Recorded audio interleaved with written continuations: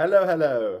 Here we are in another episode of 𝐿 on Air today. GOAT, I love the name. And we have Guy here. I think it's always nice to have the guy that's named Guy because you can make these type of cringe jokes to him. And here, what we have as a format, you introduce yourself. Amazing. Okay, so as you already been established, so my name is Guy. I am next week 1 year older, so I will be 36. Time Woohoo! flies by. Yeah. I heard your last episode of Jakub's he's talking about his second kid. Mhm. So he's growing with the XP, his progression is higher. So I just got my first kid was born 2 months ago, so I'm handling stuff. I'm a game designer at SuperSonic from Unity, and also I'm lecturing about game design at Israeli College, and that's it. Lecturer, designer, father, and human, right? Maybe? Give or take, I don't know. I hope to be like a humanoid or something. I don't know. Yeah, actually, how we met is so nice. So, it's all about the gaming content, the industry. So, I really love how mobile gaming industry is bringing people together because it's not the case for others. Like if you go back to, I don't know, literally any industry, it's so unique. So, I love it. And basically, I really want to ask about starting from, since your field is design, how do you feel? How do you think about the game design? Can we say it is your big passion? It is just tell me. It wasn't my biggest passion at the beginning. Like at the beginning, I've been playing games. All of the game designers used to say it. I've been playing for as long as I can remember. But really, I've been playing a lot. I got my Mega Drive or Sega Genesis. I've been playing Sonic the Hedgehog like crazy, and I really liked games, but my pathway, my professional pathway, took me to other places. So I went over and studied psychology. My bachelor's degree is in psychology, which is an important junction in my life. And moreover, I did a lot of stuff, but I never thought about doing games. And when I thought about doing games, so I went for a master's degree in game design and development, and because I want to switch, not from just being a gamer, but also to being a game designer. But at the time, I didn't know what to do. I didn't know about all different roles and all. I knew nothing. So I started to inquire. I started to deep inside to see what it's like to develop games, what it's like to work on the narrative aspect, what it's like. And eventually, I found out that game design is actually my passion, and I think that when I bring my former background in psychology there, so I think that this is the complete closure of it, because I think that I tend to focus more on user experience, people that did not come from this background, or maybe to give a fresh point of view about it. So I think that this is, and not just that, also regarding monetization and game design. So it is really important to be a multidisciplinary and to know a lot about stuff. So this is an important aspect of being a game designer. Actually, it's also surprising that, Jakub also has a psychology degree. So I think we really need to talk about the correlation between design, especially game design, and the psychology degree. How, from your side, totally a personal perspective, how do you see this? Listen, I think that nowadays we see a lot of games focus on creating some sort of you talk about when you develop games, so you talk about creating some sort of intricacies and complex game systems, and they want to take this one and that one, and sometimes they don't necessarily interact with each other. You need to focus on the natural flow of the game, on the pace of the game, the rhythm of the game. Sometimes we as designers, we as developers, we tend to overlook it.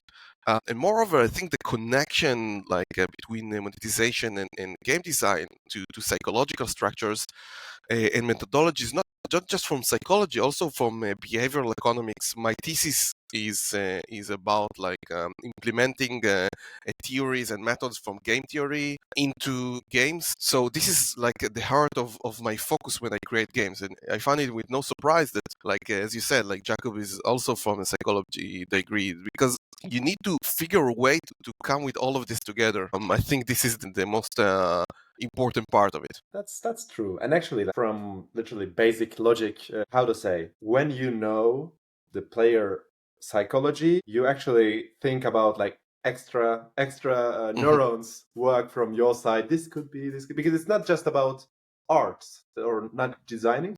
It's also about art. Sometimes we tend to also forget about this, but when, especially in the, okay, let's say we're talking about like the wonderful beast that nowadays we call it hybrid casual. So we want to create games that at the heart of it, they are like, if I want to capture the audience eye, so I want to them to have the notion that the game itself, the core gameplay, it's easy to pick up on. It's nothing too complicated that they need like only like a half hours or 40 minutes to actually understand the fatui. It's not that. We're not focusing on that. We're focusing on creating a seamless, and this is the most important word, seamless environment. That you don't need to work, you don't need to sweat. So I think this is the most important aspect of it. And for sure, like art and the visual design and all design language should be coherent and should be like play a lot of like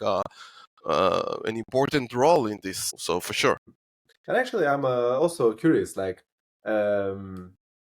we of course mentioned about your degree in psychology and now you are a game designer, but let's talk about the transition a bit, because like in the beginning you said that when you first like coming into design field, it was not the like, you know, big passion, wow. No. So then in time it developed. Can you tell me about like what changed, Yeah, for sure. how? I think that by the middle of my bachelor's degree, my BA, so I started to work at the food industry and starting to grow from like from small roles to big roles.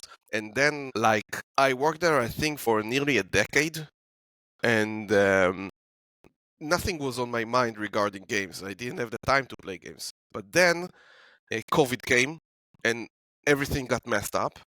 And then I thought, okay, I need to change something in my life. I need to change something in my aspect. And then I started to think about at least going to study this. Because I think that, and I found it extremely important to notice the difference between thinking as a gamer versus thinking as a game designer. It's Mhm. like, it is important for a game designer to be a gamer, in my eyes, for sure.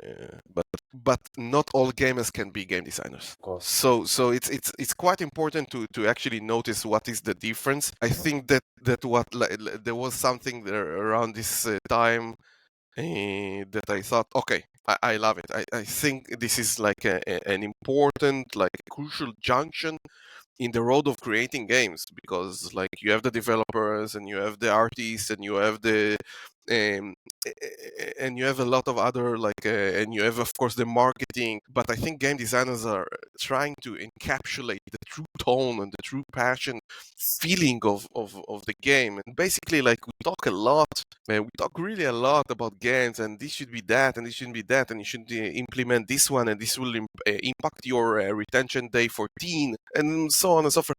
Sometimes I talk with my students about it. At the core basic of it, games should be fun. If it's not fun, it's not gonna work. We can talk a lot, and we'll try to like visualize it, and we'll try to like encapsulate and to put it into metrics, and to try to make a workflow out of it. But if you're feeling the game, it's not fun for you when you test it. So yeah, it's not gonna work. You cannot make a not fun game a fun game. So you need to think. Maybe it's too complicated. Maybe it's too hard to pick up on. Maybe it's too um, and not just games. Also, when you pitch a game, this is another important aspect. I had a lot of friends in the industry. They are amazing individuals, amazing guys. They are extremely talented developers, but they don't know how to pitch their idea. They don't know how to make it work. And for me, I think that like it is another important aspect. Another thing that I focus with my students is to pitch the game. I think that and to pitch an idea. And this is important to know your audience. And by the time you know your audience, you need to make sure that I will come up. I'll tell you a short story. One day, I came back to visit my grandma, and she told me, "Listen, what do you do? What is your job? Your job description?" So I told her, "Listen, grandma, I'm a game designer." So in Hebrew, designer, it's a tricky word because it's the connotation of it is like you draw games. You are the artist. Ah. So she told me, so you paint? No, I don't do that. Okay, so what do you do? So I told her, listen, I'm working on a feature in the game. What is a feature? So I need to go back. And then I told her I'm doing a research and creating a wireframes to provide the behavior for other departments to actually work on it. And then I'm explaining her really from the scratch, and she looked at me and said, this sounds boring as hell. And I told her, you're right. And I love it. I love it. Amazing. As much as it borings to you. So, yeah, I love it. I actually love what I'm doing. That is so nice story, actually. I just remember, it's even from my angle, it's always so hard to tell to, not just my parents, but also, relatives. What are you doing? Not just saying gaming industry. When you go deep, questions come after another. It's not like I'm dentist. Yeah. It's not. Yeah, for sure. It's not like she doesn't play games. She plays solitaire in her tablet, in her iPad. But still, for her, she see the product size. She see what she's playing. She doesn't know that in order to do so, there is a lot of people that think of how to convey the idea and to convey everything. So for her, what is this? What is this shit? Yeah, so true. This is me. I like it. I like the grind. I am a gamer that if I face not all games, but on games that are strongly focused on social aspects. So I if I fail, I will grind to make myself good because I want the comparison. I want the competitiveness. But on games that doesn't offer the social aspects, competitiveness, yeah. I will churn. I don't care about this. Same for me. Yeah. That's why I'm a big fan of Clash Royale Yeah, from for Supercell. sure. Yeah. Clash Royale, and also I played a lot of Squad Busters. I didn't play it for a while, but Squad Buster was amazing to me. I know that there was a mixed feelings of players regarding this game, but still, I think it's an amazing one. I actually wanted to ask about since you are also lecturing currently, and actually how many years have it been? This is my third year. I don't remember. Yeah, okay. So the question is basically in the industry, most of the majority of the game designers are actually, how to say, without much theoretical side, just Yeah. the either masters or lecturing. Yeah. So how do you see the difference? I'm just curious about it.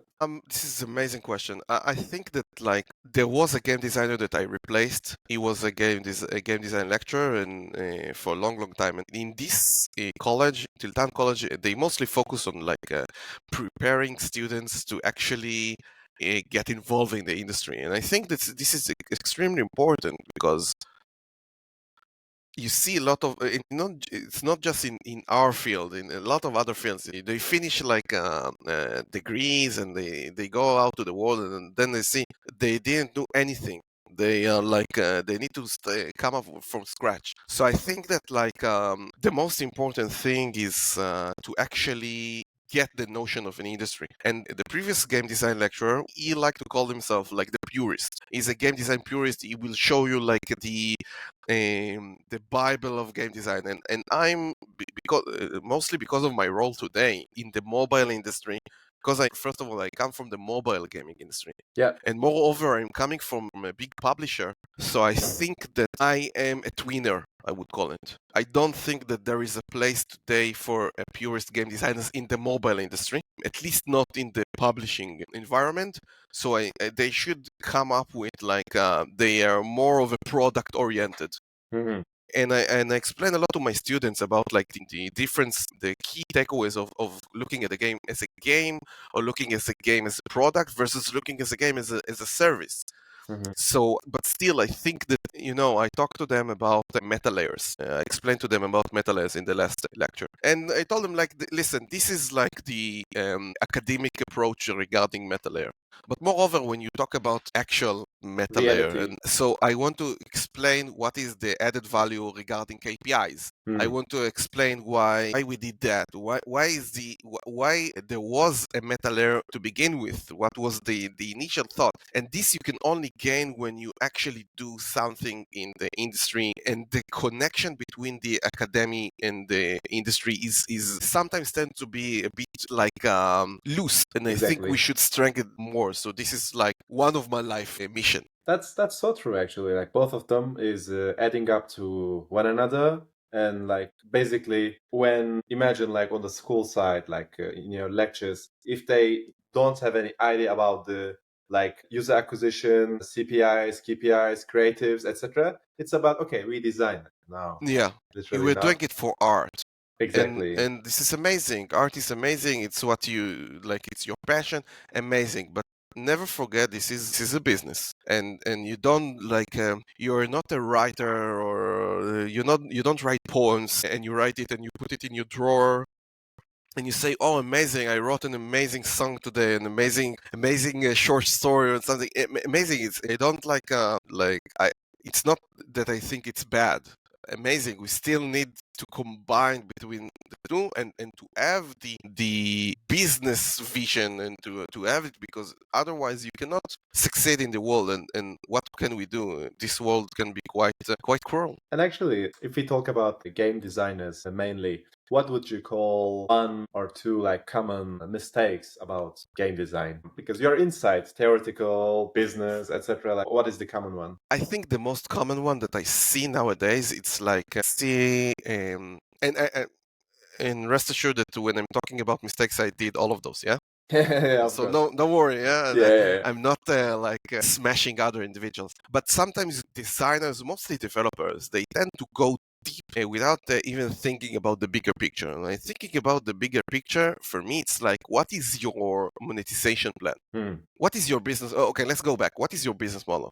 And then when you think about the business model, what is your monetization structure? What do you think? What would you add? When would you okay, this is amazing, and then they add a lot of features together, and then and then you need to find a way to make all of this work, and not all of the time it works. So I think the common mistake is like, I think the project manager, or mostly the game designer together, but I think they should work together to come up with the bigger picture and then dive deep inside, because if not, it is almost impossible to, you cannot add it along the way. It's impossible, because then you need to, all the time you need to be on your high heels to, oh, I need to fix it, and then you need to justify it to yourself. I did this because, no, it's not how it's gonna work. And if it works, so amazing. It mostly happened by accident, and it's amazing. Kudos to you. But it's like, my manager said, like, and I listened to a lot of the stuff that he is telling me, because it's really interesting. Like he said, like, you open a business, you don't just go and, "Oh, okay, let's open it," and you need to work your way. You need to have like a proper plan, a proper, and sometimes you don't see it. Yeah, that's actually very solid. Like, yeah, I also like want to ask about your like niche expertise, since like we also should understand what Supersonic is doing right now, etc. Like we know that it's basically has the hybrid casual approach, and from totally personal perspective, like how much do you enjoy? How do you see the genre evolving? Just The personal genre taste. of hybrid. Okay, so I'll start from the genre, and then I'll go back to me again. I'm talking a lot about myself today. It's weird. That's why you are here. Yeah, yeah, yeah. I think that in general today, most of the people will say, not just from Supersonic, most of the people will say that it's difficult to launch a new hit, like in Yeah. comparison to, I don't know, 3 years ago, 4 years ago. I think that the hybrid casual is mostly moving away just to focus. Like back in the day, you focused mostly on IAA, Yeah. and now, which was extremely heavy on the interstitial focus. So now we are tending to more trying to find the correct equilibrium between the IAA and IAP. And not all games can sustain like a high percentages of IAP, so it's okay. But if still you're going for the IAA, so you need to focus more on RVs, more on rewarded videos, rather than on interstitials. And I think like this notion, even without saying this, is important on the psychological term, because I watch RV because I want to watch RV. I want to progress further in the game. I want to do something that the game is offering me, and I think it could help me. It could be beneficial. So I think that. Moreover, like in addition to having a strong marketability and strong LTV, so which has always been a key, right? But I think in the new and changing industry, a mobile game needs to think about its monetization strategy, as I told you. So you're starting from building the core to like working your way to trying to add meta layers, or at least proper features to sustain it, and then you end up with live ops. So we see success stories of games that like managed to increase their revenue by 3 to 5 times once they added the live ops layer. So I think together, like we did it, I think it's the new norm of multiple monetization units, and we still focus on a lot of other stuff, like trying to work our way around the subscription models, all of those season pass, and all of those, trying to make it more user friendly. Mhm. And of course, like AI will no doubt play an important role in this endeavor. And me as a game designer, I find it extremely crucial, because you create a lot of stuff and it is easier to simulate it and to see what it's like on the non-natural environment. And to sum up all of this and to conclude, I think that I started my major breakthrough was in Plarium. Yeah. And I worked there as a game designer, which was an amazing experience to me. But Plarium is mostly working, like the Plarium portfolio mostly focused on mid-core games, and the focus on the game design department, it's more resembles to the core game design, or the purest kind of game design. I think that once I came to SuperSonic, the focus is more product oriented. You need to create, because the pipeline is shorter. You don't create mid-core games, you create hybrid casual games. So it is evolution from hyper casual. So the junction should be a lot faster. I really enjoyed it. I find it really fulfilling. I come back to home and I talk to my wife when the time I have to hold my baby boys. I tell her that I enjoy what I do because I see an impact. I hope that the impact would be positive, because not all the time we are right. Sometimes we are like we're doing stuff that is can be quite detrimental. But at least you're impacting something. So now you need to really be cautious and not to ruin stuff. But moreover, sometimes you need to go over the limb and say, I am recommending to doing this and that. I think game design. I think it's like I don't go by percentages, but I think that at around 70%, around, yeah, Mm. it's making a thorough research. I play all the time, and everything. I go by even dark places. I play a lot of weird stuff, and not just for mobile, because you need to be able to see, okay, like this is the trend, or maybe this will be the trend. So it's kind of like doing some sort of market research, but not per se. But you need to make the thorough research, because you cannot, hunches are good, but it's not enough in our industry. I think so. It's also really nice if they catch up with the new trends, Steam games, even console games. I think game design is one of the like niche ones in the industry, because like it doesn't add up much for user acquisition person, for example, or like if you're in the business, etc. Okay, even for developers, I think Yeah, they like don't care much, because it's about coding. When it comes to designing, you can, I think even in real life, probably you have like the how to say, like even in normal like real life scenarios, you can sometimes think about, oh, actually this could be like affecting the design, maybe like does it work something like yeah. that? I will add to this and say that sometimes the game designers in like big corporates are people that they are being hated because they are like the annoying people that create all sorts of documentations that nobody reads. And then you need to, because you know that nobody will read them, so you need to make it more approachable, so you create some sort of wireframes and diagrams and stuff, but still you need to find a way to mitigate and to speak on kind of the same language, as because you don't speak the same language as you talk with your developer, like you talk with your artist, like you talk with your publisher, like you talk with. It's kind of a chameleon. So I think it's a really challenging.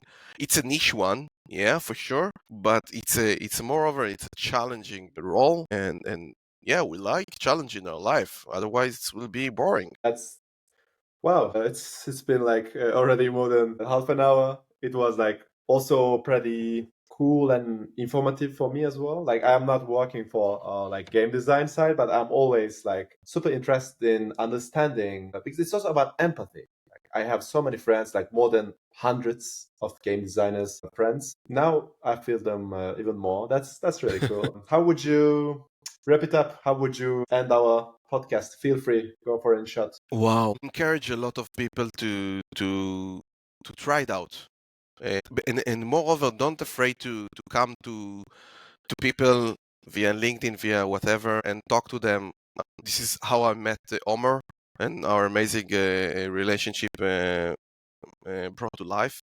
I think that, and don't afraid. I know that sometimes, like game designers or people from this industry, sorry, can be quite introvert, Yeah. quite shy. So don't try to overcome. I know it's hard, but try to overcome it. Come up, please go inside my LinkedIn, send me messages, talk to me. I think this is one of the first stuff that Omer presented to me. I want to create some sort of a hub that people would come and talk about games like freely. I think I thought back at the day, and I'm still like the fan of it that says like let me help you, I want to do it as well. I think it's extremely important, not for us because we know games, we talk a lot about games, we learn a lot of new stuff for sure. I met Jacob in the last AGC in Berlin. We talked and we talked for a while, and I heard his talks, and it's amazing. But still, like most of the stuff he's talking about, I play the games. I want the people that are afraid to ask. I want the people that, but they have the potential to do that, because sometimes they have, like, I see from my students, they have like important and fresh angles that I wouldn't come up with it. These hubs that will be available to people, and this is extremely important for Fresh blood. fresh blood, because yeah, Omer, you know what I'm saying. We were flesh blood as well. Yeah, but someone has reached to us, like they offer at the end, and we took it. Yeah. Yeah. So we need to offer the end as well. Let's keep it up. Yeah, yeah. Keep Thank you grinding, so man. much. Thank you so much for wrapping up, and thanks for coming. Thank you for having me.